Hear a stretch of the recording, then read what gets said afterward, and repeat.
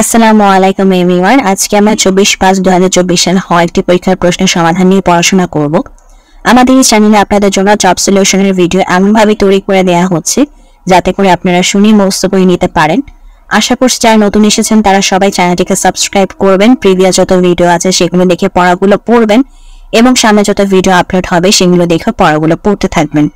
তো চলুন এখন আমরা আমাদের আজকের পড়া শুরু করি।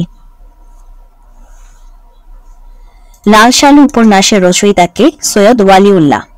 লাল শালু উপন্যাসের রচয়িতা সৈয়দ ওয়ালিউল্লাহ। লাল শালু উপন্যাসের রচয়িতা সৈয়দ ওয়ালিউল্লাহ। কোন ভাষা থেকে বাংলা ভাষার উৎপত্তি? গৌড়ী প্রাকৃত। কোন ভাষা থেকে বাংলা ভাষার উৎপত্তি? গৌড়ী প্রাকৃত। কোন ভাষা থেকে বাংলা ভাষার উৎপত্তি? গৌড়ী প্রাকৃত। বাংলা ভাষার অর্ধমাত্রার বর্ণ কয়টি? 8টি। বাংলা ভাষার অর্ধমাত্রার বর্ণ 8টি। বাংলা ভাষার অর্ধমাত্রার বর্ণ 8টি। কবি কাজী নজরুল ইসলামের জন্ম কত তারিখ? 24 মে 1899। কবি কাজী নজরুল ইসলামের জন্ম কত তারিখ? 24 মে 1899। কবি কাজী নজরুল ইসলামের জন্ম কত তারিখ? 24 মে 1899। ম্যাকবেথ নাটকের প্রথম বঙ্গানুবাদ কে করেন? গিরিশচন্দ্র ঘোষ। ম্যাকবেথ নাটকের প্রথম বঙ্গানুবাদ কে করেন? গিরিশচন্দ্র ঘোষ। ম্যাকবেথ নাটকের প্রথম বঙ্গানুবাদ কে করেন? গিরিশচন্দ্র ঘোষ। চর্যাপদের পদ সংখ্যা কয়টি? 51টি। চর্যাপদের পদ সংখ্যা কয়টি? 51টি। চর্যাপদের পদ সংখ্যা কয়টি? 51টি। সর্বপ্রথম বঙ্গ নামের উল্লেখ পাওয়া যায় কোন গ্রন্থে? ঐতিহ্য আরণ্যক। সর্বপ্রথম বঙ্গ নামের উল্লেখ পাওয়া যায় কোন গ্রন্থে? ঐতিহ্য আরণ্যক। সর্বপ্রথম বঙ্গ নামের উল্লেখ পাওয়া যায় কোন গ্রন্থে? ঐতিহ্য আরণ্যক। অবিশ্বাস্য এর ব্যাস বাক্য কি? নয় বিশ্বাস্য তৎপুরুষ সমাস। অবিশ্বাস্য এর ব্যাস বাক্য নয় বিশ্বাস্য তৎপুরুষ সমাস। অবিশ্বাস্য এর ব্যাস বাক্য হচ্ছে নয় বিশ্বাস্য তৎপুরুষ সমাস। দুলোক এর সন্ধি বিচ্ছেদ দ্বীপ যোগ লোক।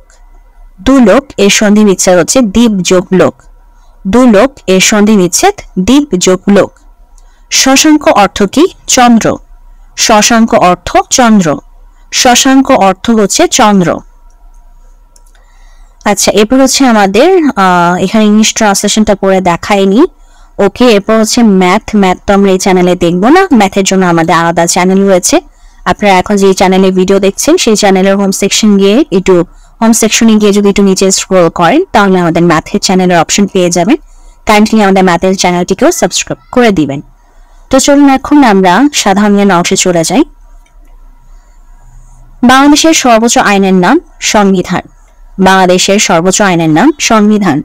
বাংলাদেশের সর্বোচ্চ আইনের নাম সংবিধান। বাংলাদেশ মহিলা ক্রিকেট দলের অধিনায়কের নাম এখানে উল্লেখ করা নেই। আপনারা যদি কেউ জেনে থাকেন কাইন্ডলি আমাদের একটু কমেন্ট সেকশনে জানিয়ে দিবেন। প্রথম যে কমেন্ট করবেন তার কমেন্টটি পিন সেকশনে আমরা পিন করে দিব, তাহলে বাকিরাও দেখতে পাবেন। তবে অবশ্যই যিনি জানেন কাইন্ডলি একটু জানিয়ে দিবেন। বাংলাদেশ মহিলা ক্রিকেট দলের বর্তমান অধিনায়ক যিনি তার নাম। জারিকারক শব্দটির ইংরেজি কি? দ্য ইস্যুয়ার। জারিকারক শব্দটির ইংরেজি দ্য ইস্যুয়ার। জারিকারক শব্দটির ইংরেজি দ্য ইস্যুয়ার। সিডি এর পুনরূপ হচ্ছে কম্প্যাক্ট ডিস্ক। সিডি এর পুনরূপ কম্প্যাক্ট ডিস্ক। সিডি এর পুনরূপ হচ্ছে কম্প্যাক্ট ডিস্ক। বাংলাদেশের একজন মহিলা বীর প্রতীকের নাম হচ্ছে তারামন বিবি। বাংলাদেশের একজন মহিলা বীর প্রতীকের নাম তারামন বিবি। ৭১-এর দিনগুলি বইটির রচয়িতা জাহানারা ইমাম। ৭১-এর দিনগুলি বইটির রচয়িতা হচ্ছেন জাহানারা ইমাম। ইউক্রেনের রাজধানীর নাম কিয়েভ। ইউক্রেনের রাজধানীর নাম কিয়েভ। ইউক্রেনের রাজধানীর নাম কিয়েভ। বাংলাদেশের প্রধান বিচারপতির নাম হচ্ছেন ওবায়দুল হাসান। বাংলাদেশের প্রধান বিচারপতির নাম ওবায়দুল হাসান। বাংলাদেশের প্রধান বিচারপতির নাম ওবায়দুল হাসান। বাংলাদেশের সর্বপ্রথম ডাকটিকিট চালু হয়েছিল কত সালে? 1971 সালে। বাংলাদেশের সর্বপ্রথম ডাকটিকিট চালু হয়েছিল 1971 সালে। বাংলাদেশের সর্বপ্রথম ডাকটিকিট চালু হয়েছিল 1971 সালে। ঐতিহাসিক 6 দফা ঘোষিত হয় 5 ফেব্রুয়ারি 1966 সালে। ঐতিহাসিক 6 দফা ঘোষিত হয় 5 ফেব্রুয়ারি 1966 সালে। তো আজকের প্রশ্নের সমাধানের ভিডিও এখানে শেষ হচ্ছে। যদি ভিডিওটি ভালো লাগে অবশ্যই ভিডিওতে লাইক দিবেন, চ্যানেলটিকে সাবস্ক্রাইব করবেন। ভালো থাকবেন।